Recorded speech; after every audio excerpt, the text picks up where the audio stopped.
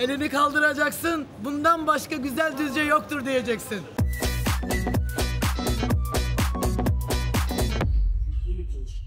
Çiğnememe gerek yok, bitiyor.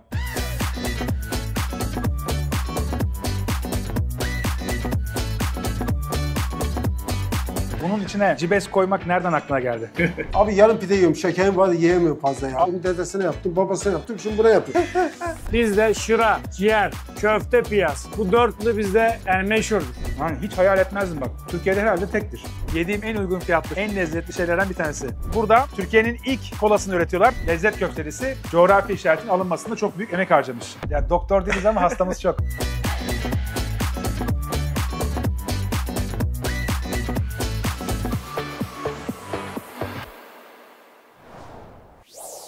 Ayaküstü Lezzetler'de yaklaşık 600'ün üzerinde video var. Ve bu videolarda gerçekten gitmek istediğimiz ama bugüne kadar gidemediğim çok güzel yerler var. Onlardan bir tanesi de Düzce. İstanbul'dan yola çıkarak yaklaşık 2 saatlik yolculuğun ardından Düzce'ye vardık. Bu yolun 1,5 saatlik mesafesi otobanda, Kuzey Marmara Otoyolu'nda gerçekten kaymak gibi bir yolda çok rahat geçti. Ardından yarım saatlik bir Anadolu otoyolu ve sonrasında güzel bir şehre varmış olduk. Açıkçası bu kadar güzel bir şehir beklemiyordum. Çok düzenli ve aynı zamanda yemyeşil bir şehir. Bakalım lezzetleri güzel mi? Bizi buraya getiren şeyler en başta tabii ki lezzet odaklı oldu. Çok fazla eski lokanta var. 80-90 yaşında köfteciler var. Hatta burada Türkiye'nin ilk kolasını üreten bir gazoz şirketi de var. Onların hepsini video içinde görebileceksiniz. Video başlarken ne yapacağınızı çok iyi biliyorsunuz. Videoyu beğenmeyi, aynı zamanda abone değilseniz abone olmayı ve video bittikten sonra da yorumlarınızla bizleri desteklemeyi unutmayın. Düzce Lezzet Rehberi başlıyor.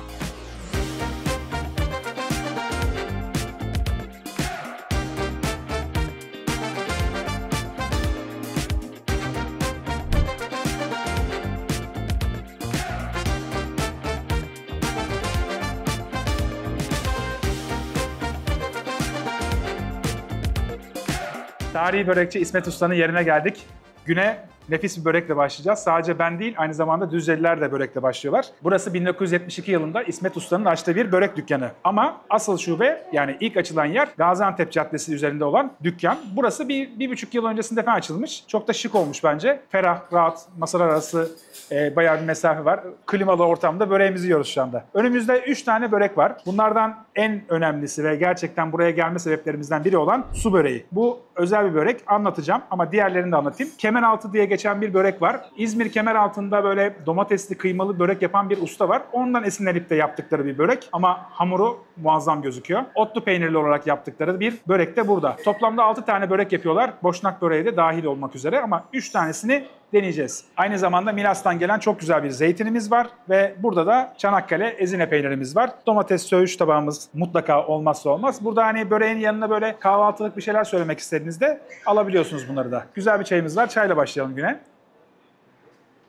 Bu enteresan bir su böreği çünkü İçinde 2 çeşit peynir var. Biri Aydınpınar'ın Kızılcık köyünden gelen Çerkez peynirine benzeyen bir peynir. Bunu köylüler yapıyorlar ve düzenli olarak da burası için yapıyorlar. Diğer peynir de mozzarella. Çok enteresan şekilde. Normalde formülasyon geçmişten bugüne böyle değilmiş ama yakın zamanda mozzarella'yı da eklemişler. Adana böreğine rakip olabilecek tarzda bir börek bence. Çünkü Adana böreğinde hamur tadını çok fazla almıyorsun. Çok peynir tadı alıyorsun. Ama bunda hamurla beraber mozzarella muazzam yakışıyor. Mozzarella ve Çerkez tarzında bir peynir. Tadına bakalım, ardından yorumlayayım. Bak, çıtır çıtır, direkt böreğin böyle hamuru hemen kendini bırakıyor.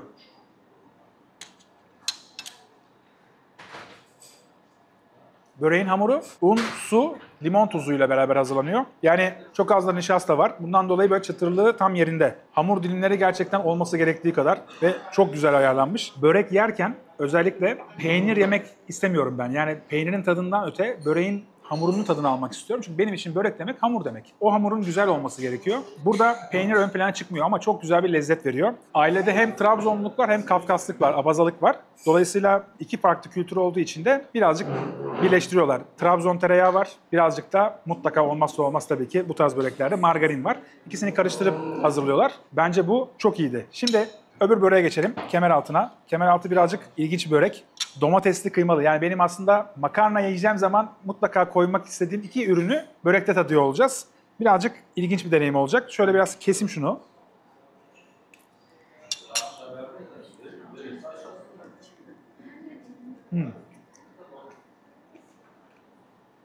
Bak bundaki hamur tadı biraz daha fazla geliyor. Daha gevrek bir hamur. Bu zaten diğer börekler gibi tepside değil, küçük küçük yani böyle porsiyon olarak bir avuç büyüklükte olan bir börek. Onu kesiyorlar ve yarım porsiyon ya da tam porsiyon alabiliyorsunuz. Bakalım ses çıkacak mı?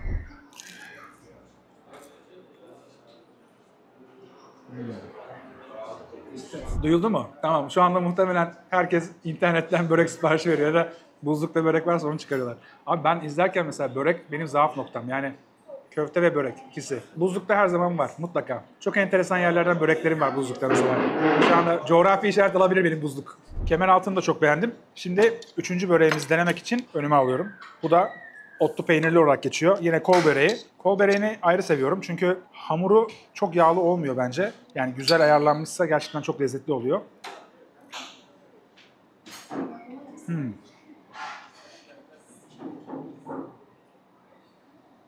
Bunda keskin bir koku var. İç harç olarak su böreğiyle aynı. Hem o çerkez peyniri hem de mozzarella var. Ama maydanoz görüyorum. Bir tane daha ot var.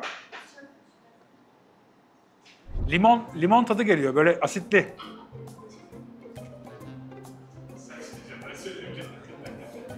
Hadi söyle. Söyle. Bulmam imkansız. Gerçekten çok güzel. O gün gelsene bir yanıma. Şimdi abi bunun içine cibes koymak nereden aklına geldi? Yani cibes otuna karşı ayrı bir ilgim var.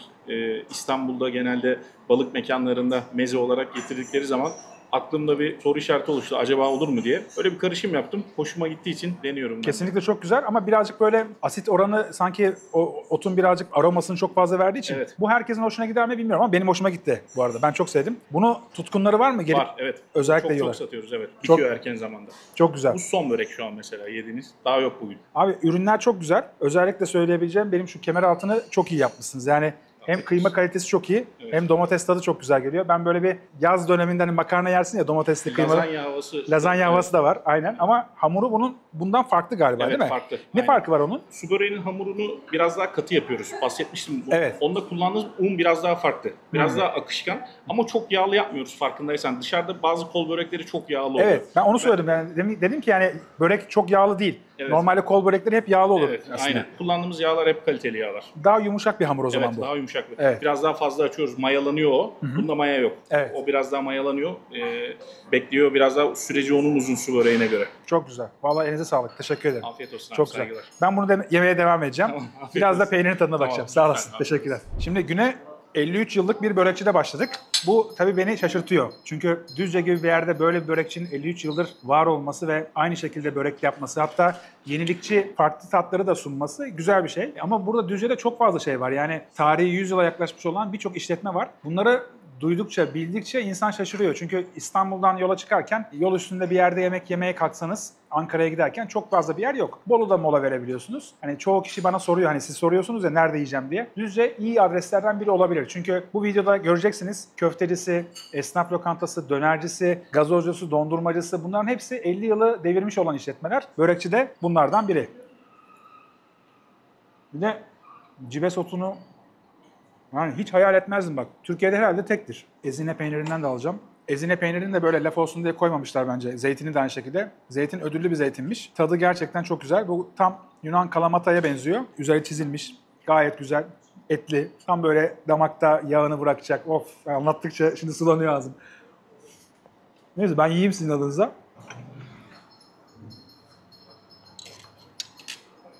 Güzel olan şey şu, ben biliyorsunuz Etiler'de oturuyorum. Oradan Eminönü'nde bir börekçiye gitmeye kalktığımda 1,5 saat falan sürüyor. Burası 2 saat sürüyor. Yani bir yarım saatlikten fazla mesafeyle, yani kilometre olarak daha fazla ama en azından stres yaşamadan akıcı bir yolda gelip burada börek yenilebilir. Börek sonrasında bir sürü lezzet var, göreceksiniz. Birazcık bekletmiş oldum tabii börekleri ama su böreğine bir daha dönüş yapacağım. Su böreği burada tek olarak yani peynirli olarak sunuluyor ama Gaziantep Caddesi'ndeki asıl eski dükkanlarında kıymalı su böreği de var. Yani özellikle merak ediyorsanız, tatmak istiyorsanız oraya gidebilirsiniz. Adisyonumuz geldi. Su böreği 125 lira porsiyonu. Diğer bütün börek çeşitleri porsiyonları 150 lira. Yani bu kemeraltı ve aynı zamanda otlu peynirli 150'şer lira. Söğüş tabağı 2 kişilik geldi 200 lira. Peynir 3 dilim olarak geldi 210 lira. Zeytinimiz 80 lira. Çayımız 25 lira. Biz burayı tamamlayalım. Ekipçe hep beraber böreklerin tadını çıkaralım. Sıradaki durakta tekrardan görüşürüz.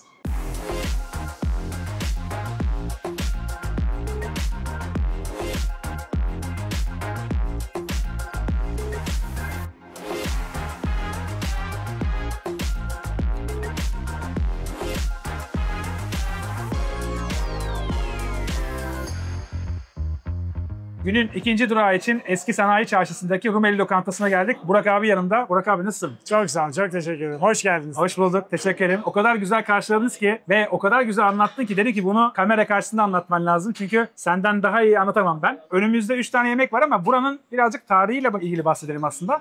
Çok eski değil mi? Yani biz göçmen bir aileyiz aslında. Yugoslav göçmeniyiz. Çok güzel. Bosna Hersek'te 1922 yılında gelmişiz. 22'den 33 yılına kadar farklı yerlerde çalışılmış ama 33 yılında vergi levhasıyla beraber dedemin babası işletmeye başlamış. Dedem, babam ve ben ele aldık. Çok güzel. Şimdiki olduğumuz yer son yer. Eski Sanayi Çarşı Rumeli Lokantası olarak geçer. 4. kuşak olarak ben işletiyorum. Sizi ağırlamaktan da zevk duyuyorum. Sağ ol abi. Teşekkür ederim. Çok sağ ol. Burada insanlar farklı yemekler yiyebiliyorlar. Özellikle sadece Rumeli Lokantası'na geldiklerinde bulabilecekleri lezzetler var. Onlardan bir tanesi önümüzde. Rumeli kebap. Bonfile etindendir, yağsızdır. 3 günlük marineden sonra olur. Hiçbir yerde göremeyeceğiniz bir şeydir. Baharat özelliği yüksek olan etiyle, baharatıyla buluşturduğumuz bir yemektir. Çok güzel. Buradaki de kuzu haşlamamızdır. Her yerde bulabilirsiniz ama ben bu kuzu haşlamayı sevdiğim gelen müşterime dana diye çok satmışımdır. Özelliği de şudur. Ya biz kuzu yiyoruz ama hiç kuzuya benzemiyor, kokmuyor diyorlar. Bunun da pişirmesinin ustamın ellerine sağlık. Onun bir eli vardır. Evet. Bu ne demek istediğimi anlayacaksınız. Bu da çoban kavurmamız. Her yerde vardır ama ben bunun özelliğini şöyle söylüyorum. Normalde ufak doğranır, arpacık soğanlıyla terbiye edilir ama hepsinin ortalama bir lezzeti vardır. Mesela soğanı fazla koyarsan eti bozar, patatesi koyarsan suyunu ekşitir. Bunun Hepsinin zamanlaması var. zamanlaması olduğu için bu da bizim burada çok tutulan bir yemektir. Yani yenmeden çıkılmayacak bir yemek değildir diye söyleyeyim size. Evet. Kuzu haşlamaya ne kadar süre? Yaklaşık 4,5 saat. Sabah saat 6'da çorbalar çıkıyor bize. 6'da koyulup da 10.30-11'e kadar tencerede ve fırında pişen bir yemektir. Çok güzel. Yani onun için lime lime olur. Onun için lezzeti daha benim için daha hoştur. Abi hastalara, doktorların tavsiye ettiği bile yemek. Şimdi sana kalsa buraya 4-5 tane daha tabak koyacaktın. Hani bunu da denemen lazım, bunu da denemen lazım dedin ama ben olabildiğince sınırlamaya çalışıyorum. İçecekle devam edeceğiz yemeğin haricinde. Bu nedir abi? Bu bizim Balkanların daha çok yaptığı, bizim oradan gelme şıradır, üzüm şırasıdır. Artık bizim gibi yapan yok. Evet. Şu şekilde yapan yok. Bir tadına bak istersen. Hafif mayomsu, mayosumsu, Soda- ekşimsi, Soda gibi bir şey var. asiti çok olan bir zor. Mesela artık şırayı millet komposto gibi kaynatıp da yapıyor. Evet. Ben öyle bir şey yapmıyorum. Ben hala dedemden öğrenci, eski ustalarımın da gösterdiği şekilde çekeriz küçük kan üzümlerini, kıl çuvalın içine koyarız, meşe fıçısını ağzına bağlarız, yukarıdan az bir şey suyu açarız. Sabaha kadar o damıtır. O 2 gün bekler, şekerini veririz, 3 gün sonra servis ederiz. Yani pazartesi günü yaptığımız şırayı çarşamba satarız. Bu böyle neredeyse fermente olacakmış gibi. Bundan sirke olur. Evet. Bundan başka bir şey olmaz. İşte fermentasyonu başlamış, o sırada alınmış Bunun gibi. ekşisi zaten vücuda faydalı olandır.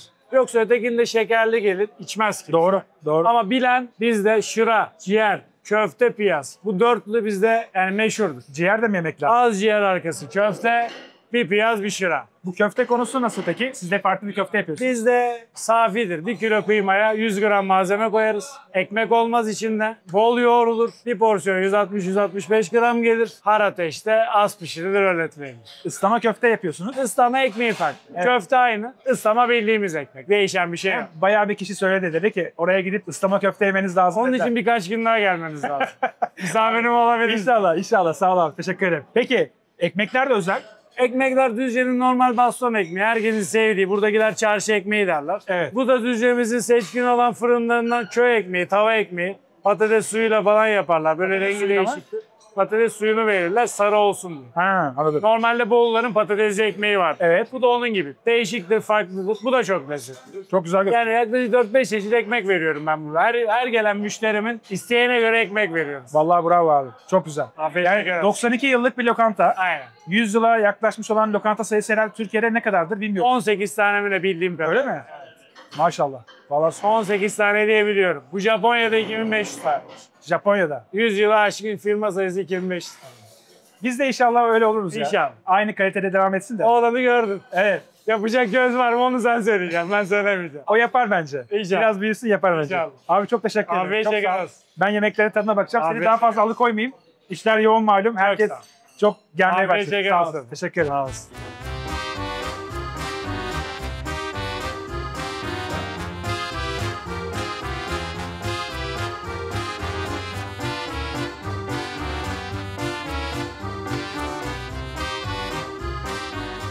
Dile kolay tam 4 kuşaktır, 92 yıldır aynı şehirde aynı kalitede hizmet veriyorsun. Arkamda görüyorsunuz kalabalığı. Şehrin biraz dışından da olsa birçok insan buraya geliyor. Yemek yemek için, tatlı yemek için, birazdan tatlı da yiyeceğiz bu arada. Çok enteresan bir tulumba tatlıları var. Görünce dedim ki yani bundan yemem lazım. Ayırın bana. Merak etme abi, karar dediler. Şimdi Rumeli kebabı ile başlayalım.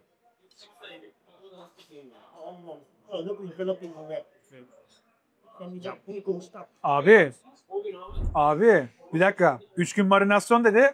Ben tahmin ediyordum yumuşak olduğunu da bu, yemin ediyorum dişimle ezmedim. Bak damağımla ezdim. Yok oldu gitti. Çiğnememe gerek yok, bitiyor. Abi bu çok güzel bir şey. Görüntü icabıyla çok baharatlı ya, böyle hani benlik bir şey değildir diye düşündüm. Hiç alakası yok. Etin tadını alıyorsun. 3 gün marinasyon direkt belli ediyor kendini. Et yok oluyor. Dişsiz birisi varsa ve anneanne babaanneleri getirin buraya damağıyla etsin yani. O derece hemen parçalanıyor et. O yüzden çok güzel. Bunu kenara ayırıyorum. Tekrardan geri dönmek üzere. Şimdi haşlamanın bir yaklaşık 5-6 dakikadır bekletiyoruz. Etrafındaki su kolajenden dolayı dondu. Yani inanılmaz bir görüntü. Bakın. Gördünüz mü? Direkt suyu donmuş oldu. Yani bu demek oluyor ki ilikli kemik suyuyla beraber haşlandığı zaman böyle oluyor. Sabah 6'da haşlamaya başladıklarını söylemişlerdi. Fırında yavaş yavaş şöyle üzerine duşunu aldıra aldıra ben de yutkuna da bunun tadını çıkaracağım.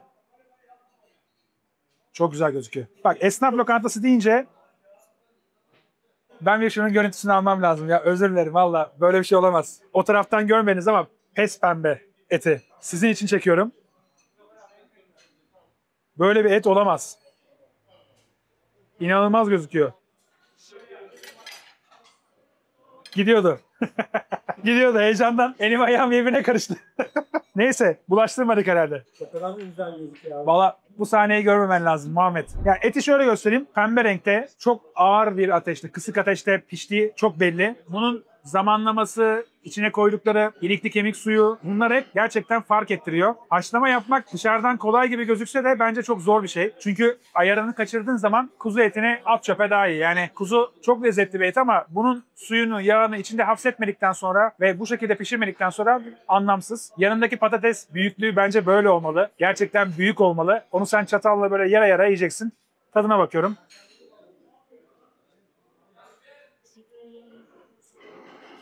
Abi ben burada çiğnemeyi unuttum bak valla. Çiğnemek diye bir şey yok. Beklentimin yani çok üzerinde bir yemek. Neden çok iyi olduklarını anlıyorum. Yani yıllardır aynı kalitede, aynı tarzda hizmet verdikleri için, formülasyonları çok belli olduğu için bunun dışına çıkmıyorlar. Bir de bence dedi ya Yugoslav göçmeniyiz diye. Göçmenler gerçekten bu işi çok iyi yapıyor. Özellikle Balkanlardan gelen ustalar, yemek pişirmeyi bilen kişiler gerçekten bu konuda Türkiye'deki yemek kalitesini bir nebze ileri taşımış oldular. Ben o yüzden Düzce'yi çok merak ediyordum. Çünkü burada 24 farklı etnik kültürde insan var. Yani farklı milletler var. Abazlar var, Kafkaslar var, Çerkezler var, başka Boşnaklar var. Ne geliyorsa aklınıza burada hepsi bir arada yaşıyor. Düzce'nin özelliği ve güzelliği de bence burada. Yani yemek kalitesinin bu kadar iyi olmasının sebeplerinden bir tanesi buraya çok farklı yerlerden, çok farklı kimliklerde insanların gelmiş olması ve yemek kültürlerini de yanında getiriyor olmaları. Ben bu tabağa da bayıldım. Tadı, tuzu o kadar yerinde ki yağlı ama çok yağlı gelmiyor. Gerçekten damakta bıraktığı tat, bir esnaf lokantasında bu kadar iyi tat aldığımı hatırlamıyorum. Öyle söyleyeyim.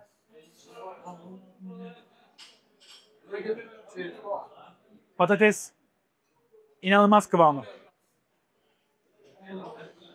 Burak abi bunun terbiyesini neyle yapıyorsun? Gitti adam, sonra sordum gitti. Bunun terbiyesini neyle yapıyorsunuz? Havuç soğan rendeleniyor, bolca kızartılıyor. Un yağına yapıyoruz, su veriyoruz, eti pişiriyoruz, haşlıyoruz. Havuçla soğanı süzdükten sonra kemik suyu ilave edip fırına veriyoruz. Vallahi bravo. Teşekkür ederim abi, sağ ol.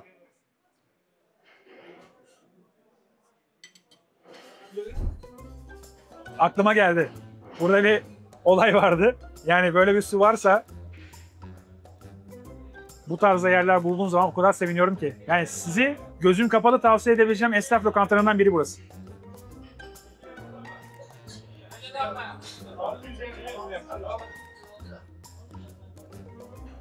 Bu ekmekten alabilir miyiz sonra giderken? Karışma diyorsun, bende diyorsun.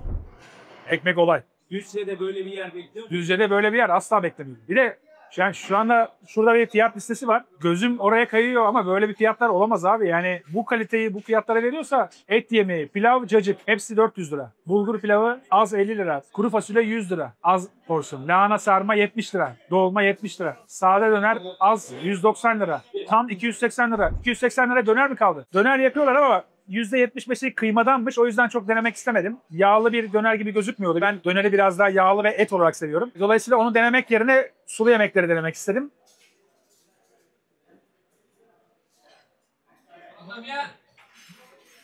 Bu videoda en üzüldüğüm şey bu tabağı bırakıyor olmak. Bak en üzüldüğüm şey. Bunu yemek için tekrar geleceğim Düzce'ye. Uzay Gazoz, Düzce markası. Onlar da Boşnaklar. Onda bayağı eski bildiğim kadarıyla ya. 1958. Enteresan ama yani bak Satürn mü bu? Neptün mü? Ha? En büyük özelliği glikoz yok içinde. Normal pancar şekerinden yapıyorlar %100. Tadına bakıyorum. Zaten direkt köpürdü. 100 milyon baloncuk var ya bizim çocukluğumuzdaki. Aynı onun gibi.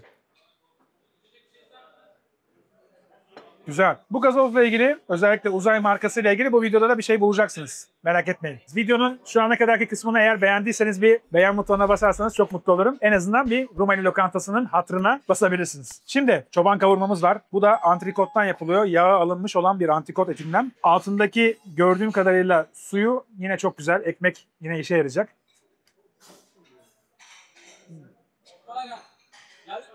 Buradaki özellik arpacık soğan da kullanmaları. Ben arpacık soğanı gerçekten çok seviyorum. Özellikle böyle bir mangal falan varsa arpacık soğan, yanına sarımsak. Bunlar mangalda mutlaka bir zeytinyağı ile beraber tavanın içinde pişmesi lazım.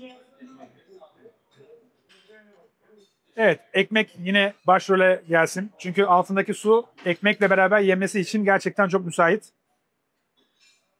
Abi bir de kokusu buram buram geliyor böyle.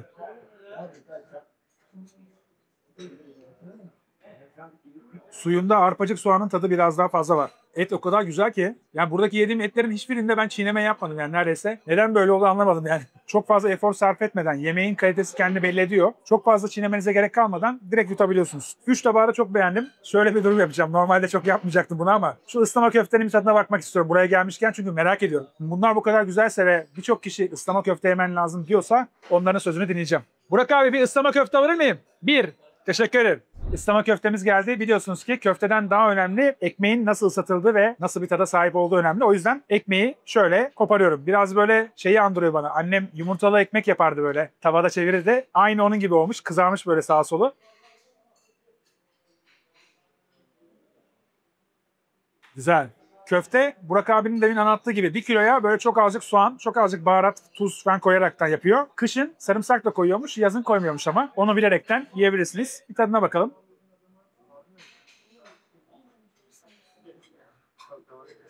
Çok lezzetli bir köfte ama yediğim en iyi ıslama köfte değil. Açık ve net söyleyeyim. Ekmeği çok lezzetli ama bundan daha lezzetlisini yedim mi yedim. Yalan yok. Ama geldiğim zaman yediğimde neden yedim demem. Çok mutlu eder beni. Köftesi hakikaten baharatsız. Et tadı alıyorsun. İçine herhangi bir katkı maddesi, herhangi bir şey koymamış. Ekmeğin tadı çok güzel geliyor. Güzel yağlanmış. Ama ekmek anlamında daha iyi soslanmış ve köfte anlamında daha yağlı bir köfte sevdiğim için benim tarzım birazcık da farklı. Ama bu birçok kişinin beğeneceği tarzda hiçbir katkı maddesi olmayan bir köfte.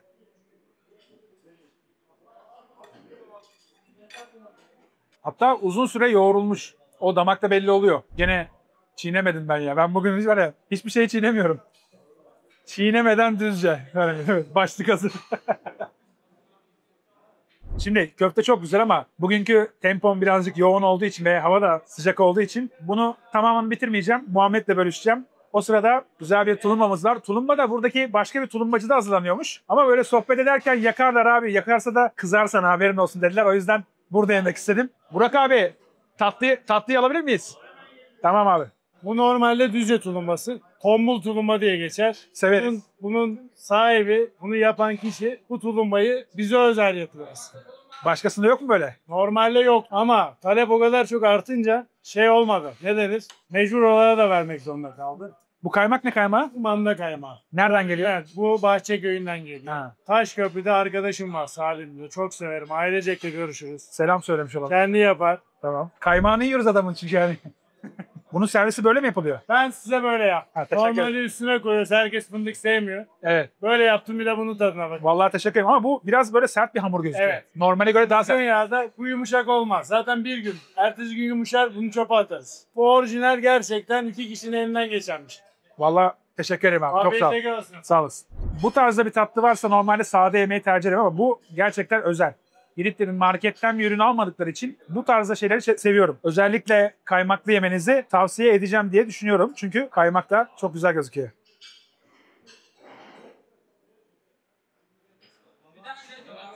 Abi bir daha bakacağım çünkü niye biliyor musun? Bunun hamuru farklı. Kaymak muazzam. Bu kaymakla çok güzel gidiyor ama bence içine dondurma da koyabiliriz. Yani bundan gelip buradan aldığınız zaman akşama bir de dondurma alıp ikisini beraber eşleştirince çok daha güzel olabilir. Bunu normal bir tulumbayla karşılaştıramam. Bu tombul hamur dedikleri hakikaten tombul tulumba tam ismini hak ediyor. Yani başka bir şey söylemez buna. Hamur var ama rahatsız etmiyor. Bu arada yine pancar şekeriyle hazırlıyorlar. O yüzden ömrü bir gün. Ertesi güne kalmaz. Glikoz yok. Glikoz olmadığı için akıyor gidiyor. Hiç boğazınızı yakmıyor. Bunlar hissettiğim ve tadına baktığım şeyler. Yani bir tulumbadan alabileceğiniz maksimum lezzeti alabiliyorsunuz bundan.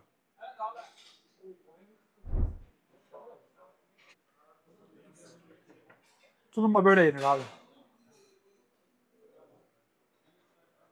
Bak şu an ekran karşısında var ya, herkes birbirine bakıyor. Bir şöyle siliyor. Ama bak bir şey söyleyeceğim. Bu restoranda haşlama 1, tulumba 2. Mutlaka ikisi için geleceğim. Bir de haşlamanın suyunu sabah saatlerinde çorba olarak veriyorlarmış. Yani tam bir fantezi.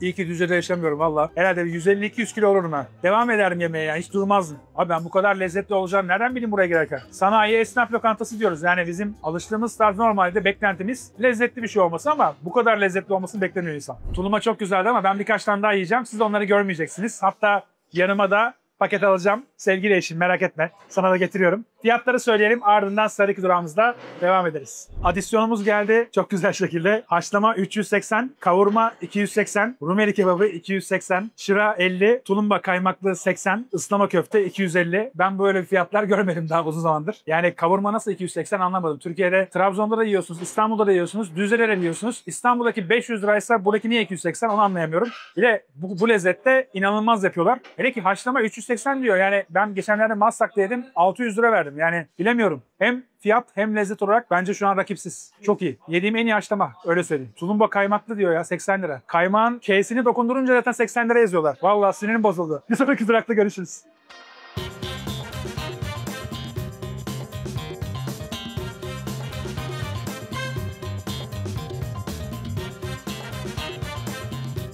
Şimdi merkezde Kültür Mahallesi'ndeyiz. Arkamda Pakfın var. Burası enteresan bir yer çünkü benim de yeni öğrendiğim bir Düzce'de fındık yetişiyor konusu var. Düzce'de gerçekten fındık yetişiyormuş ve onunla farklı ürünler yapıyorlar. Bunu da coğrafi işaretli şekilde satışa sunuyorlar. Bence anlatmaya değer bir yer. Şimdi yemek muazzamdı. İnanılmazdı. Gerçekten çok keyif aldım. Hemen sonrasında bir Servet Tütün kolonyası vardı.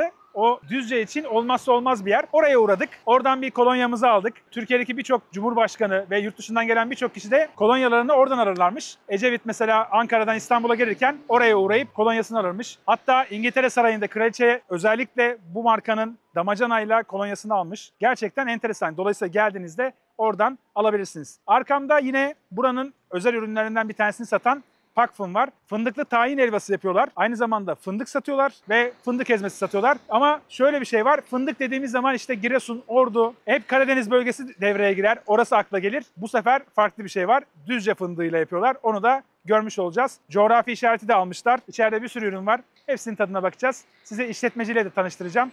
Birazcık coğrafi işareti aldıkları fındıklı tahin helvasından da bahsetmiş olacaklar. Hadi girelim.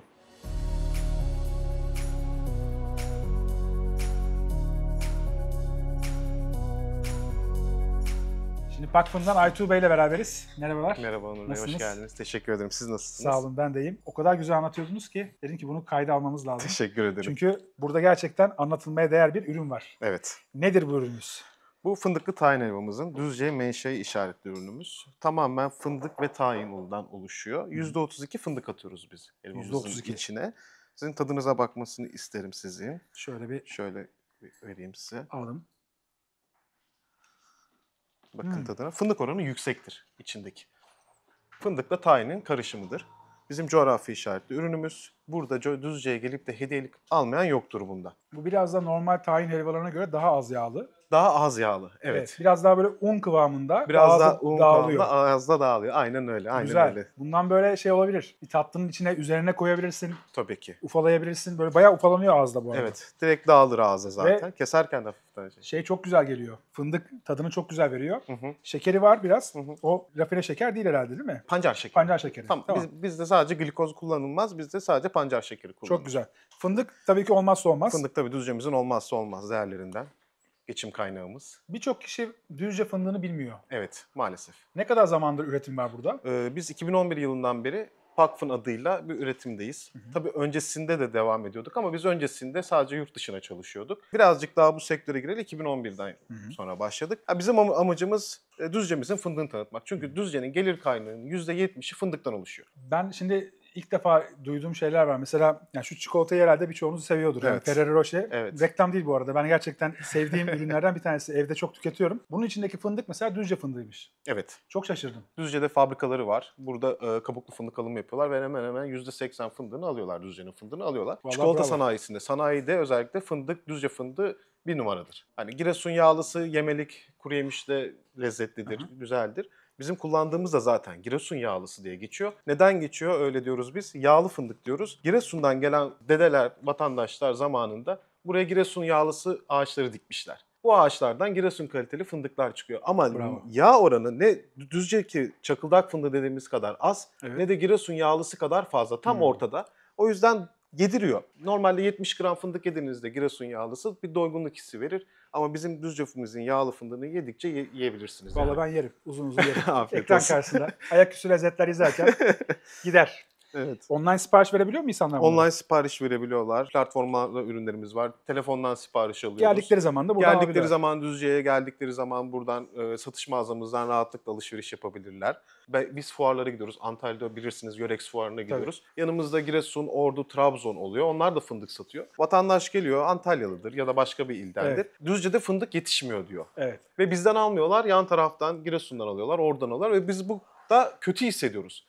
Diyoruz ki yani bizim geçim kaynağımız fındık. Neden biz fındığımızı tanıtamıyoruz? Neden Evet. vatandaşımız, diğer illerdeki vatandaşımız Düzce'nin fındığının lezzetli olduğunu bilmiyorlar diye öyle bir kendimizi kötü hissediyoruz açıkçası. Amacımız fındığımızı tanıtmak, Düzce'mizi tanıtmak yani. Vallahi gayet güzel tanıttınız. Teşekkür Ürünler çok ederim. güzel. Hı hı. Bir de fındık ezmesi var. Ezmeyi muhakkak Tamam. tadın. Sıvı kıvam ama galiba. Evet, daha yeni yapıldı çünkü. Ha, ondan dolayı. Tabii durdukça sertleşir, yağı yukarıya çıkar.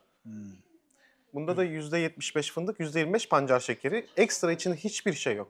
Piyasadaki marketler, global marketlerde, yöresel marketlerde olanların hepsinin içinde limon tuzu, vanilin olur. Ama bizde olmaz. Bizde sadece fındık ve şeker. Bunun şekersiz de var ayrıyetten. %100 fındık olarak. Öyle mi? Tabii çeşidimiz de var yani o şekilde. Ama bu pancar şekeri %25 koymuşsunuz. %25. Tadı güzel. Çok şekerli gelmiyor. Şekerli gelmez. Yani %20 de olabilir ama biz %25 birazcık daha lezzetli olsun diye Tam o şekilde kıvamında. yaptık. Tam Evet. kıvamında. Evet. Bu böyle tam hurmayı açacaksın, arasına koyacaksın, evet. atacaksın ağzına. Aynen, O tarzda. mükemmel olur. Aynen Evet. öyle biliyorsunuz. Şimdi vallahi. burada gelmişken şeyi de gösterelim istiyorum. Birazcık Düzce'nin farklı ürünleri var. Evet var. Neler alabiliyor insanlar buraya geldiği zaman?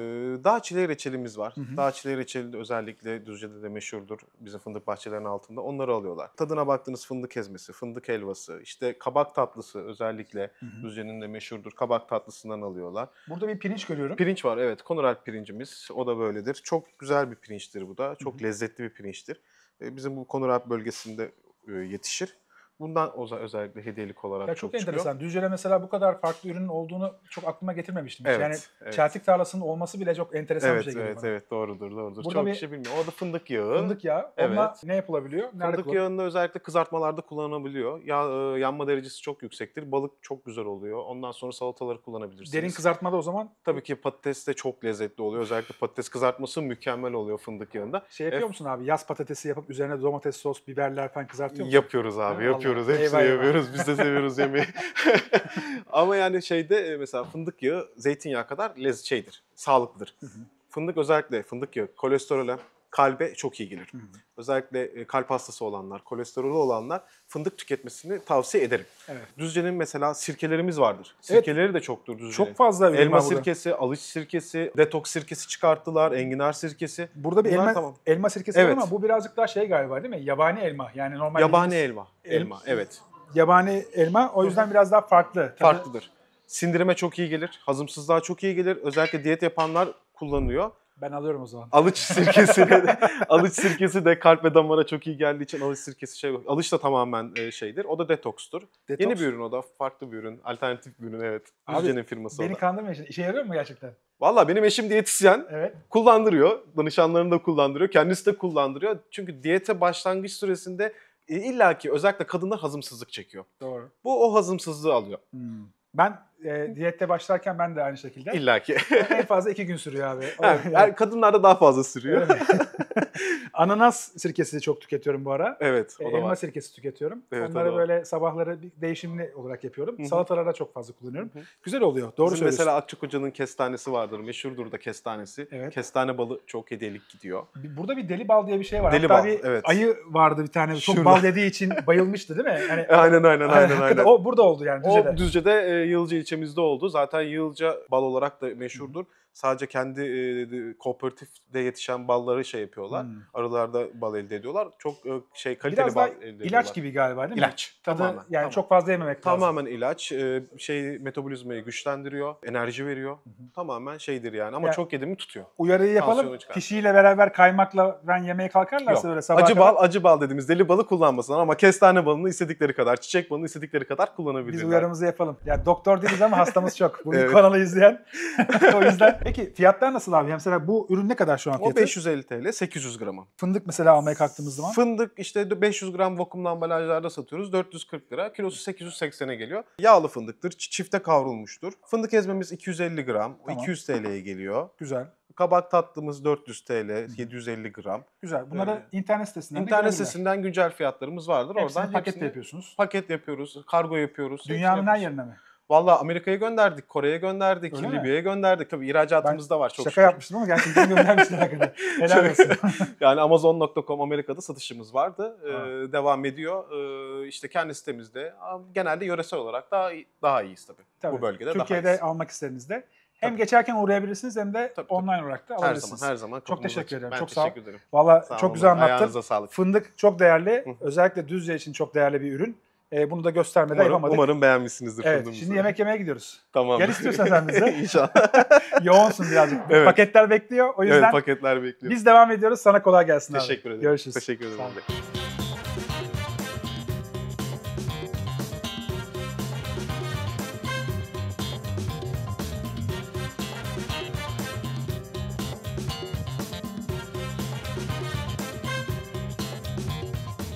Şimdi Doğu Pide'ye geldik. Doğu Pide buranın en eski işletmelerinden biri. Tarihi 100 yıldan fazla. Fazla, 100'den fazla. Hasan Usta ile beraberiz. Hasan Usta kaç sene oldu burada? Ben 50 sene bu işi yapıyorum. 50 baba sene. Mesleği, evet, baba mesleği. Abi ben daha 41 yaşındayım. Ben daha doğmamıştım. Sen başlamışsın demek ki. Evet. Helal olsun. Başka hangi ustalar var burada şu anda? Bu da kardeşim var benim. Kardeşim Zeki var. Usta. Zeki Usta. Bu da 37 senenin yanında çalışıyor bu. 37 sene emek. Vahit Usta. Vahit Usta. Emekli oldu. Ama sizin aile mesleği. Evet, aile mesleği. Oğlun da burada. Oğlum da bu işi yapıyor işte. Bu işi öğrendi. Adı neydi? Samet. Samet Usta da burada. Evet. Ama babadan asıldı. Babadan, evet. Babamdan öğrendim ben bu işi. Fırıncı Babam. İhsan amca. Evet, İhsan abi. Yusuf Kırım'dan gelme oğlum esas. Kırım. Evet. Yusuf Karasu Pazar'dan gelme. Şimdi bu hamur nasıl bir hamur? Bu ama tuzu var, unu var. Bir de ekşi maya var, hafif az koyuyoruz. Bir de paket maya var içinde. Anladım. Hem maya var hem ekşi maya var. Evet. Ama azar azar galiba. Az az var. Bunun özelliği dinlenmiş olması bize Dinleniyor. galiba. 3 saat dinlenecek bu hamur. 2,5-3 saat. Çünkü gördüğüm kadarıyla sen onu açtığın zaman Tabii. 3 saat biraz böyle geri çekiliyor falan Evet. böyle kabarık hamur kabarık olacak. oluyor. Evet. Evet. Şimdi içeride 2 tane farklı odun ateşi var. Biri meşe, biri gürgen. Meşe kayın. Biri meşe, Meşe. biri Evet. gürgen meşe. diyorum ya dur.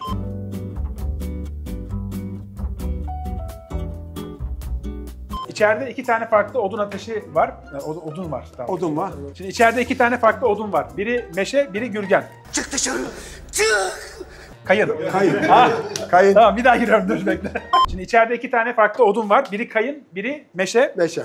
Meşe hızlı yanıyor Evet, biliyorsunuz ki tabii. ama kayın daha yavaş yanıyor. Daha yaşı, daha güzel oluyor. Evet. Dolayısıyla pide ne kadar sürede pişiyor? Yani böyle 10-12 dakika falan 12 sürüyor. dakika sürüyor. Evet. 12 dakika sürüyor. Farklı çeşitler var. Peynirli, Evet. Kuşbaşılı. Kuşbaşı var. kıymalı, Kıymalı var. yumurtalı ve peynirli var. yumurtalı, evet. İçine tereyağı da koyuyoruz onun güzel oluyor. Buraya geldiğiniz zaman aklınızda olsun. Sabah 11'de başlıyor servis hafta içi.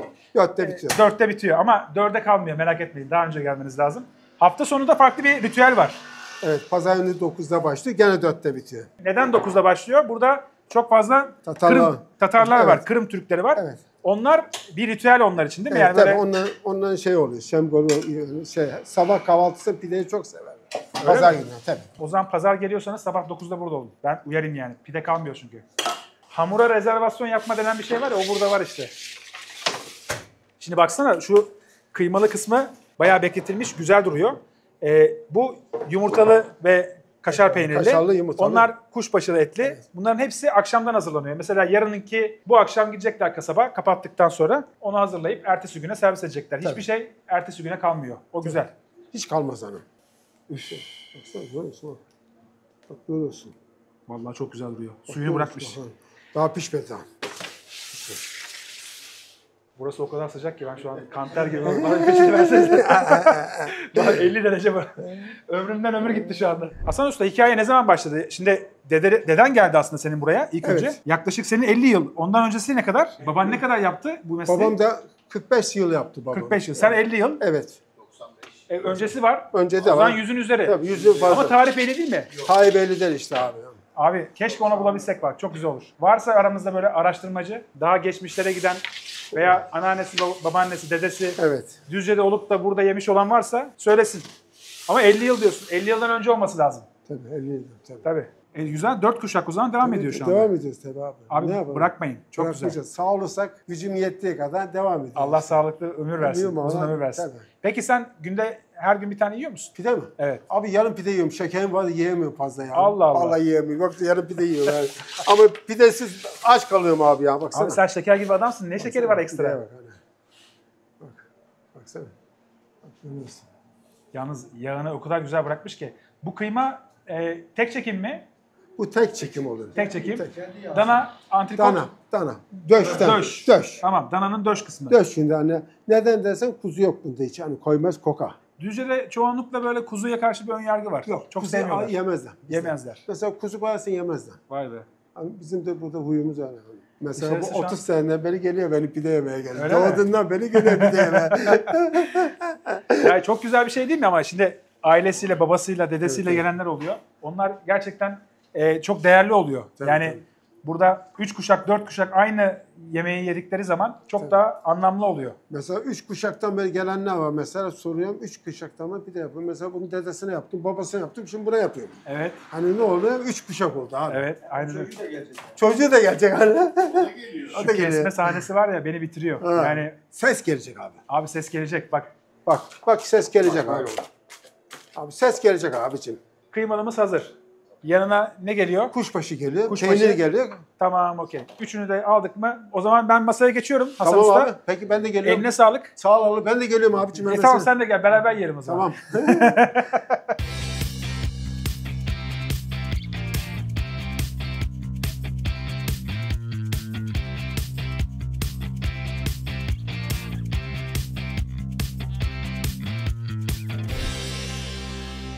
Şimdi Hasan Usta'yı gördünüz. O kadar tatlı bir adam ki yani onun elinden kötü bir ürün çıkma şansı yok. Görüntü icabıyla da gerçekten Türkiye'de yediğim en iyi pidelerden birine sanki ulaşıyorum gibi bir hissiyat var. Yedikten sonra yorumlayacağım ama çok güzel duruyor. Gördüğüm kadarıyla hepsine böyle tereyağı koymuşlar. Şöyle yavaş yavaş başlıyorum.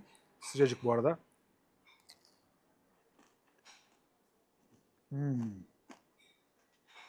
Bu yumurtalı kaşarlı. Yani yumurtayı kırıp kaşarla karıştırıyorlar. Rendelenmiş kaşarla. Orada bekletiyorlar. Daha sonrasında sipariş anında pidenin içine koyup ondan sonra pişiyorlar. Şimdi yumurtalı kaşarlı çok güzel. Gerçekten aynı böyle aklıma şey getiriyor. Aydın Söke'de Arzun 2 pide salonu vardı. Oradaki yumurtalı kaşarlı pide yemiştim. Ona andırıyor. Ama hamur burada daha yumuşak. Bu hamur biraz daha gözenekli. Yani dinlendiği için aynı böyle Napoli hamuru derler ya. Napoli'nin hamuruna o kadar şişik değil tabii ki ama dinlenmiş bir hamur olduğu için normal pidelere göre hem çıtır hem de içi yumuşacık. Isırırken çıtırtı da geliyor. Aynı zamanda damakta yumuşaklığını da bırakıyor. Ürünle beraber ikisi birleşince gerçekten çok güzel oluyor.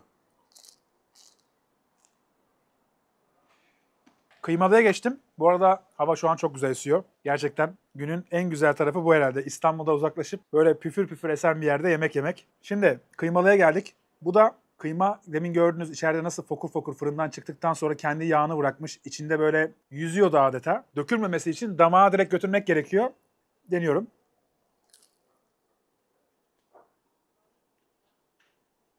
İçinde hiç baharat yok. Yani direkt etin tadını alıyorsun. Çok az soğan var gördüğüm kadarıyla. Et tadı öyle bir şey ki yani böyle yağını bırakmış ya içinde.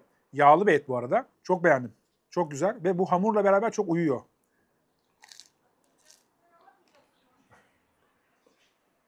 Abi şunun zaten kötü olma olasılığı yok. Tabii bu demin söyledikleri gibi un, su, tuz, maya artı çok azıcık da ekşi maya koyuyorlar. Onun aşağı yukarı bekleme süresi 3 saat civarı. O 3 saat bekledikten sonra biraz daha pofuduk bir hamur ortaya çıkıyor. Ve hangi malzemeyle eşleştirirseniz eşleştirin muazzam bir tat ortaya çıkıyor. Yani bunu tek başına da yerim ben. Şimdi kuşbaşılı olan pideye geçiyoruz. Bunu da böyle içine tereyağı koymuşlar. Oraya en güzel yerini aldım.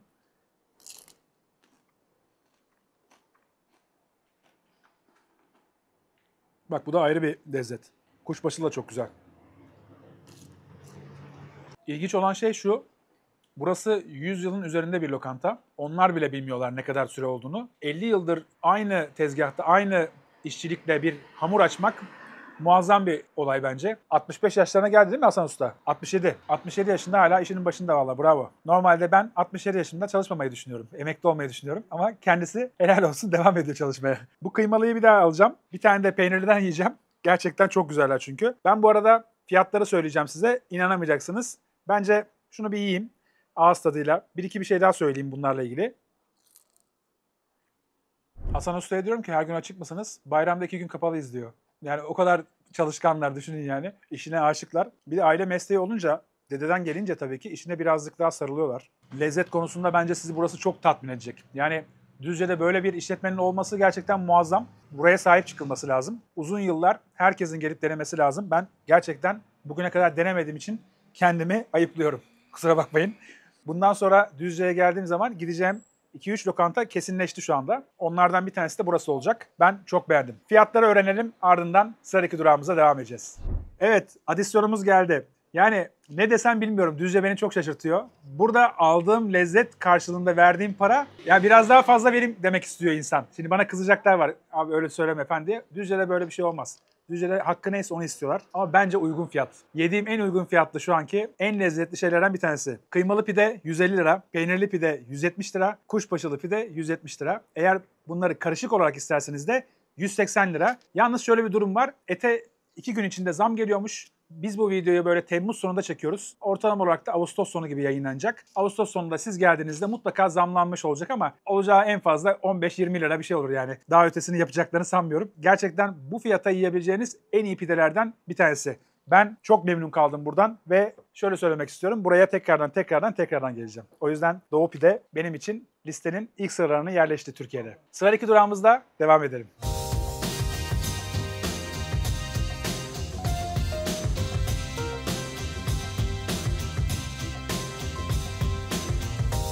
Şimdi yine bir Düzce markası olan Uzay Gazoz'un üretim tesisine geldik. Burada Türkiye'nin ilk kolasını üretiyorlar. Uzay Kola. 1958'den beri diğer birçok markaya göre daha katkısız ve olması gerektiği gibi üretiyorlar. Şu anda 3 tane ürünleri var. Limon aromalı sade gazoz, portakallı gazoz ve kola. Kolayı bildiğiniz gibi şekeri yakarak karamel haline getiriyorlar. Karameli yüksek ısıda, çok yüksek ısıda pişirip ardından kola özütü çıkıyor. Yani kolanın tadı çıkmış oluyor. Gaz basıyorlar ve ortaya kola çıkıyor. Ben bunun tadına bakıyorum.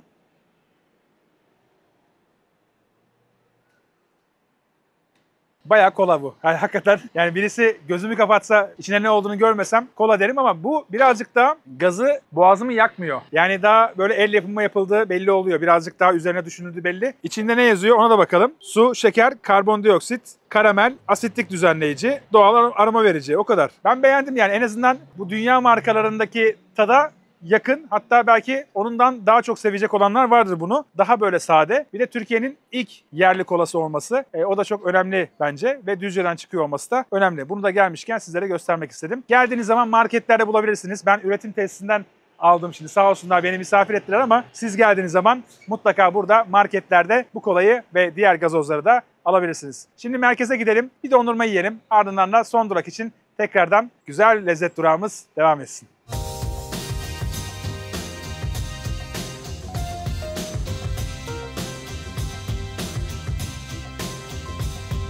Şimdi Kornet dondurmaya geldik. Burası için olmazsa olmaz yerlerden bir tanesi. Ferhat yanımızda. Hoş Nasılsın? geldiniz. İyi misiniz? Nasılsınız? İyi, sağ ol. Teşekkür ederim. Dondurmaları dizmişsiniz. Çok güzel gözüküyor. Neler var böyle size özel, başka yerde bulamayacağımız Yani ürünler imza var mı? ürünlerimiz var tabii ki. Düzce fındığı tayin, kendi Düzce'de yetişen fındığımızdan üretiyoruz. Tayinle beraber bir harman yaptık onları. İşte Belçika çikolatamız var, mango ananas karışımımız var. İşte manda sütlü çeşitlerimiz var. Manda sütlü sade ve bal badem olarak var. Onun dışında işte beyaz çikolata çilek olabilir. Bu o tiramisu'lu dondurmamız. Tiramisu'lu. Evet. Güzel. Ben seviyorum o tarzı. Meyvelerimizin çoğu sorbedir. Öyle mi? Özellikle işte gluten hassasiyet olanlara, işte süt alerjisi olanlara karşı ürettiğimiz dondurmalardır. Genel olarak daha salebi kullanırız dondurmalarda. Orijinal hakiki işte kristal toz şeker, daha salebi. Orijinal Süt ne sütü? inek sütü kullanıyoruz dondurmalarımızda. Çok güzel. Manda Bu- sütleri var sadece onlardan farklı. Manda sütü hangisinde var? Bal bademli ve sadesi var. Ha, bal bademden alacağız o zaman. Belli Evet. oldu. Şimdi burası gördüğüm kadarıyla 1971 yazıyor. Evet 54 logoda. yıldan beri biz Kim Düzce'de başlıyor ilk önce? babalar, amcalar ortak olarak aile şirketi olarak biz başlıyoruz. Çok güzel. Biz ikinci kuşak olarak devraldık. Göçmenlik var mı? Göçmenlik yok. Düzce'nin Genelde yerlisiyiz. dondurmacılar falan hep Bir göçmen bir aileden Öğrenmişler. öğrenerek Ha. yapıyorlar bu işi. Çok Daha güzel. sonradan bize aktararak bu mesleği bıraktılar. Biz güzel. de elimizden geldiğince işte onların adını yakışır şekilde devam etmeye çalışıyoruz. Sen üretimde var mısın direkt? Ben üretimin başındayım direkt. Güzel. Tamam. Biz 2 kişi olarak üretimin başındayız. Ayrıca bir şubemiz daha var. 2 şubede hizmet veriyoruz Düzce'de. Burası hangi şubede geçiyor? Burası Nerede? merkez şube. Bu Düzce spor Ticaret sokak- Sanayi Evet. Odası'nın karşısında. karşısında. Tamam. Bir de Memursan yolu üzerinde bir şubemiz var. İkinci şubemiz de orası. Nasip olursa bakalım 3-4 diye de umut ediyoruz. İnşallah. Topu ne kadar? Manda sütlüler ve fıstıklı 35, kalan hepsi 30 lira olarak biz fiyatlandırdık. Kilogram 650'ye 900. 650 900. Evet. Manda sütü her zaman olduğu gibi pahalı. Yani ister istemez onların Bir de maalesef bulmak ki... da zor oluyor değil mi? Tabii. Temin etmek biraz sıkıntılı. Temiz olması lazım. Hijyenik olması lazım. Bunlar çok önemli detaylar bizim için. Sizde tabii bir de kornet olayı var. Yani korneti Tabii. siz yapıyorsunuz. Küllallarımızı kendimiz hazırlıyoruz, kendimiz yapıyoruz. Zaten özelliklerimizden bir tanesi odur. Dondurmanın yanında bu kornet küllahı nasıl tarif edilir bilmiyorum ama ayrı bir damak zevki, ayrı bir lezzet katıyor. Onda püf Dondurma. nokta var mı? Yani içine koyduğunuz ürünlerde Genel olarak klasik hamur diyebilirim ama biraz da tabii yılların tecrübesi, sevginizi sevgimiz. katıyoruz. Güzel, tamam. O zaman ben kornette isteyeceğim. Tamam. Bir tane tahiniden alırız. Bir tane Belçika çikolatası. Belçika çikolatası. Gerçek Belçika çikolatası var mı Orijinal onda? Belçika çikolatası Tamam. %100. Ondan sonra bir de Manda sütü vereyim. Bal badem. Buna 60-90. Sen 3 milyar 750 milyon. Sen milyar. O zaman. 90 man üstü be, o Ya 95. hesaba bak 3-60-90 yani. 30-60-90. Evet. Tamam. Ben şurada bir yiyeyim. Ondan sonra gelelim öderim. Tamam, mı? hiç Hadi sıkıntı bakalım. yok. Tamam.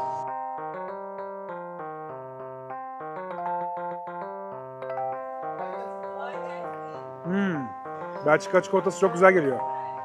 Güzel. Belçika çikolatalarından denemelisin. Çok güzel. Ama şimdi hava o kadar sıcak ki hemen eriyor. Bal badem değil, normal manda sütlü olan, sade olan bu. Yani tadı muazzam. O kadar güzel süt tadı geliyor ki daha yoğun, daha dondurmanın tadını alıyorsun. Salep çok güzel bu arada. Orijinal dondurma tadı derler. Hakikaten çocukluğumuzda yediğimiz dondurma tadının aynısı. Altta da tahin fındık. O Düzce fındığından yapılıyor. Onun da tadına bakayım. Bayağı Ferrero Rocher yiyormuş gibiyim ya. Fındığın tadı o kadar güzel geliyor ki. Çok güzel ama gördüğünüz gibi eriyor. Ben bunu bitiriyorum. Ardından son durağımız için köfteciye gidiyoruz.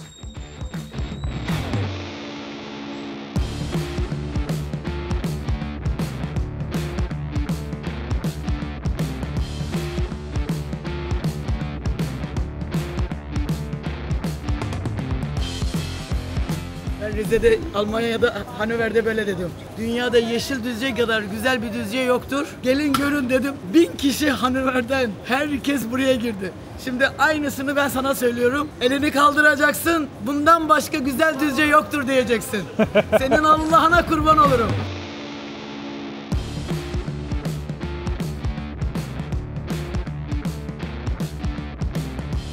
İstanbul Caddesi'ndeyiz. Son durağımıza gideceğiz. Çok yakında, ara sokakta. Ama öncesinde bu sokağın bir özelliği var. Ondan bahsetmek istiyorum size. Geçmişte Ankara'dan İstanbul'a gelirken araçlar bu yoldan geçiyordu. Yani tam karayolu burasıydı. Daha sonrasında D100 yapıldı, otoban yapıldı. Dolayısıyla ilk olarak eskiden Ankara'dan İstanbul'a gelirken İnsanlar mola vermek ve köfte yemek için burada duruyorlardı. Araçlarını buraya park edip hemen şuradaki köftecilere gidiyordu. Şu bankamatiğin olduğu yerde Zincirlikuyu Çeşmesi varmış. Zincirlikuyu Çeşmesi. Çok eski bir çeşmeymiş bu.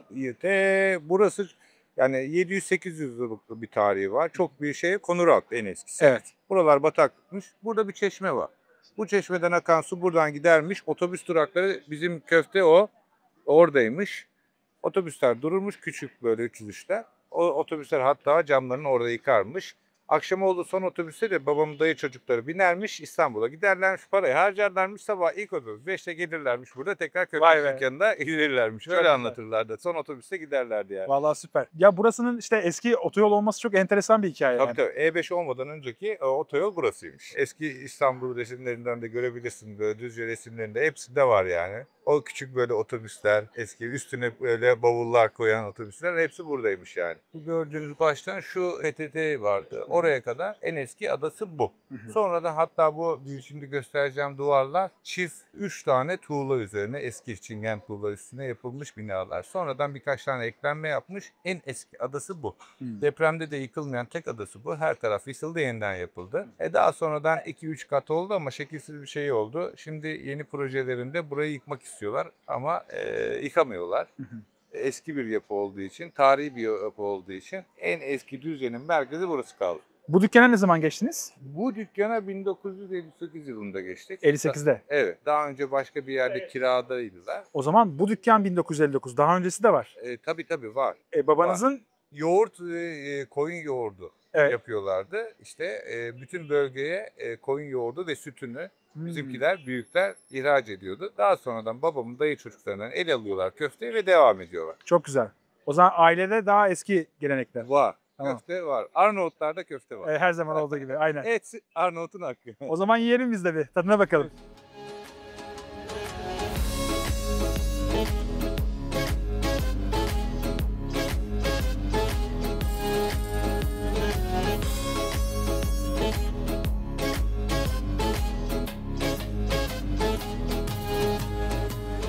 Merkezden böyle bir yol geçtiğini ilk defa duyuyorum. Gerçekten bu video bana çok şey öğretiyor. Lezzet Köftecisi'ndeyiz. Burası Düzceliler için olmazsa olmaz adreslerden biri. Arnavut kardeşler Adil, Mustafa ve Hayri 1959 yılında açıyor. Aslında daha evveliyatı var. Az önce öğrenmiştik. Ardından çocukları devam ettiriyor. Şu anda da Halis Usta ve Levent Usta devam ediyor. Önümüzde 2 tane ana yemek, 2 tane yancı, bir tane de içeceğimiz var. Güzel bir ekmeğimiz var. Birazcık onlardan bahsedelim. Düzce köftesi coğrafi işaretli. Coğrafi işareti alınmasının en büyük sebeplerinden biri de burası. Yani lezzet köftecisi coğrafi işaretin alınmasında çok büyük emek harcamış. İçinde neler var onları sayacağım. Ama bir de burada çok güzel bir Arnavut ciğeri var. Arnavut oldukları için Arnavut ciğerini de çok iyi yapıyorlar. Çok böyle herhangi bir ek katkı maddesi, herhangi bir şey yok. Sadece çok güzel şekilde yağda kızartıyorlar, ardından bu şekilde servis ediyorlar. Genellikle köfte sipariş öncesinde yarım porsiyon böyle ciğer geliyormuş herkese. İnsanlar tabii birazcık sabırsız olabiliyor aç karnına geldikleri için. Benim gibi. Dolayısıyla onlar öncesinde ciğer alıyorlarmış. Çok güzel bir yoğurdumuz var. Manda inek karışık. Bunu da özel bir yere yaptırıyorlar. Bir piyazımız var. Yumurtalı. Şimdi Antalyalılar diyecek ki tahinli olması lazım. Her yerin piyazı farklı oluyor ve hepsi çok lezzetli oluyor bence. Bu da yine çok güzel duran bir piyaz. Burada bir ekmeğimiz var. Taş fırında pişiyor. Pofuduk bir ekmek gördüğünüz gibi. Yani ortada bir köfte varsa ekmekte mutlaka olmalı. Bir de şıramız var. Bu şıra üzüm şırası ama coğrafi işareti sahip Düzce'nin üzüm şırası. Onun da coğrafi işaretin alınmasında burası çok büyük katkıda bulunmuş. Bunu da siyah çekirdekli kuru üzümden yapıyorlar. Tadı bayağı böyle bugün denediklerim de vardı biliyorsunuz ki. Asidik, birazcık böyle soda kıvamında. Daha böyle mayhoş tatlı. O sindirimi kolaylaştırıyor. Yemekle beraber Düzceliler bunu da çok seviyor. Yine masamızda. Şimdi köfteye gelirsek. Dana döşten yapılan güzel bir köfte. İçinde hiçbir katkı maddesi yok. Bağlamak için ilk defa duyduğum bir ürün var. Mısır unuyla bağlıyorlar. Bugüne kadar hep duyduğumuz soya, karbonat, ekmek bu tarz ürünlerle bağlama yapılıyordu ama burada ilk defa duyduğum mısır unuyla yapıyorlar. Gerçekten merak ediyorum. İçinde kuru soğan, aynı zamanda tuz, karabiber ve biber var. Yanında bir kırmızı bir şey göreceksiniz. O tuzla beraber biberin karıştırılmış hali. Tuzu biberi oluyor yani. Bu tabağın enteresan bir özelliği var. Bakın neredeyse 5 dakikadır konuşuyorum ve ocaktan çıktı geldi. Böyle 6-7 dakikadır duruyor köfte. Şimdi bu köftenin özelliği yağı donmuyor ve gerçekten siz son lokmayı alana kadar o yağlılığını ve sıcaklığını korumaya devam ediyor. Şöyle göstereyim. Hala gayet güzel yağlı şekilde duruyor. Hatta suları da akıyor. İlk köfteyi yiyorum.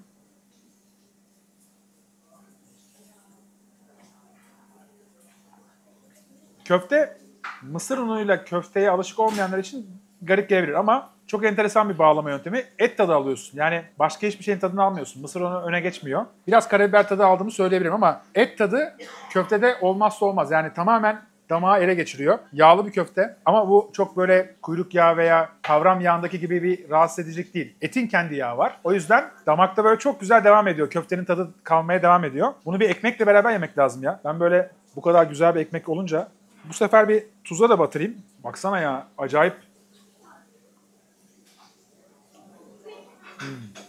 Tuzlu daha güzel geldi şimdi. Ekmekleri çok güzel. Yağını da emiyor.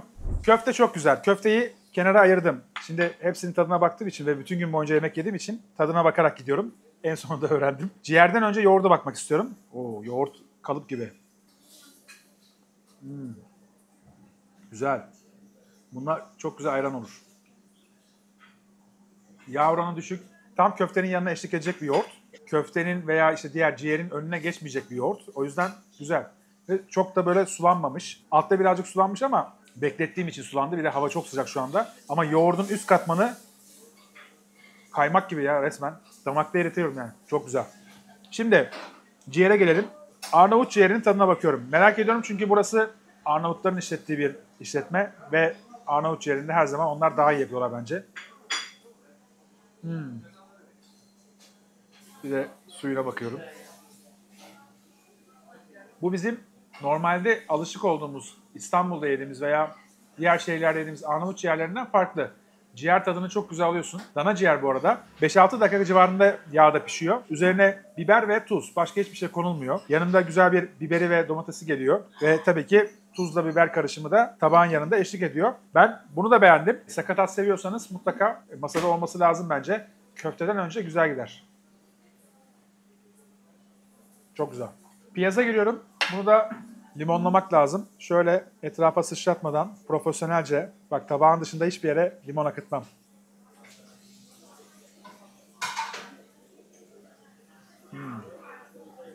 Bunda pişmesi çok güzel olmuş. Haşlaması. Damakta böyle ezebiliyorsun. Pelteli. Güzel bir yumurtayla beraber servis ediyorlar. Şimdi köfteye dönecek olursak. Köfte etini her gün sabah taze hemen bitişikteki kasaptan alıyorlar. Böyle bir avantajları var. Oradan taze eti aldıktan sonra, kıymayı çektirdikten sonra burada köfte olarak gün boyunca servis ediyorlar. Beklettikleri hiçbir ürün yok. Her gün her şeyi taze hazırlıyorlar. Bu çok önemli bir şey bence. Burada tatlıları da kendileri yapıyorlar. Ekmek kadayıfı var ve eski usul tel kadayıf yapıyorlar. Birazdan bir tanesinden yiyeceğiz. Hangisini yiyelim? Ben genellikle ekmek kadayıfını severim ama bu sefer farklı bir şey yapalım. Tel kadayıftan denemiş oluruz. Öncesinde şu şuradan bir tadına bakmak istiyorum. Evet, çok keskin. Üzüm suyuyla sodayı karıştırmış hissiyatı oluyor. Ama bu fermente ürün aslında. Fermente olmaya doğru giden bir ürün. Onu da kendileri yapıyorlar bu arada. Taze hazırlıyorlar. Dışarıdan bir yerden bir ürün almıyorlar. Ama sindirimi kolaylaştırdığı için ben beğendim. Güzel. Yani bunu köfteyle beraber içer miyim? Ayrandan sonra içebilirim. Evet, ayran daha çok seviyorum. Genellikle köfteyle ayranı daha çok yakıştırıyorum. Şimdi bakın mesela bu kadar uzun süre köfteyle haşır neşir olmadık. Döndürüyorum. Yine köfteyi kaldırıyorum ve yağlı şekilde burada duruyor. Hatta hop yağ da aktı. Yani kurumuyor. Çok enteresan. Neredeyse 15 dakika olacak. 15 dakikadır duran ama yağını hiçbir şekilde dondurmayan bir köfte. Adisyonumuz geldi. Porsiyon köfte 250 lira, az ciğer 150 lira, piyaz 80 lira, yoğurt 80 lira, küçük şıra 40 lira. Bir de tatlı yiyeceğiz. Tatlımıza siparişini verdik. O da 130 lira. Yolda şu anda geliyor. Onu bekliyorum. Şimdi kaymaklı kadayıf tatlısı geldi. Kadayıfı çiğ olarak alıyorlar. Kendileri pişiriyorlar. Ardından şerbetini geleneksel usulle yapıyorlar. Ve üzerine bir manda kaymağı. En sonunda da cevizini koyuyorlar. Çok güzel gözüküyor. İzniniz olursa ben şöyle bir yerinden giriş yapacağım. Oo, yumuşacık. Şerbetinden de almam lazım biraz. Güzel. Biraz döke saça yiyeceğim ama bunun içi çok güzel ıslanmış. Çok şekerli değil bu arada. Şeker şeyi çok iyi ayarlanmış. Bir de soğuk olmasının verdiği bir güzellik var. Bu tarz tatlılarda soğuk olmasını tadının değiştirdiğini düşünüyorum. Yani çok daha lezzetli hale geldiğini düşünüyorum. Hafif bir tatlı. Köfteden sonra yenebilecek güzel bir tatlı. Ama bunu daha güzel yedin. Abi bu çok tam böyle hafif tatlı. Evet. Hakikaten şeker hiç yok yani. Yani şerbetini artık yıllardır o oranda veriyoruz. Ağır olmasın, çok olmasın, rahatsız etmesin. Hastane tatlısı değil. Çok zevk aldım buradan belli oluyor. Ya siz burada mıydınız ya? Bu gerçekten bilmiyorum ama zevk alarak yedim.